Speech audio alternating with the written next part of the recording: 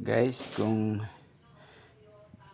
natatandaan niyo pa yung pangkat na The Police, ito sila, nasa Funko Pop sila.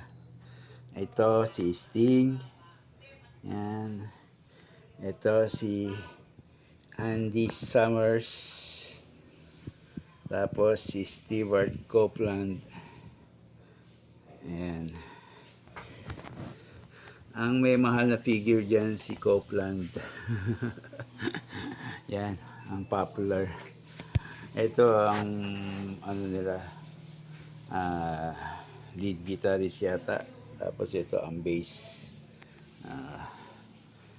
Ayan, nasa Funko Pop sila. Pwede nyo matake yan sa darating na December Toy-Con event. December 12, 13, and 14. Yan, rare po ito. Yan. Hanapin nyo na lang po ang Saturn's Toys and More doon. Okay po, salamat sa pag-view.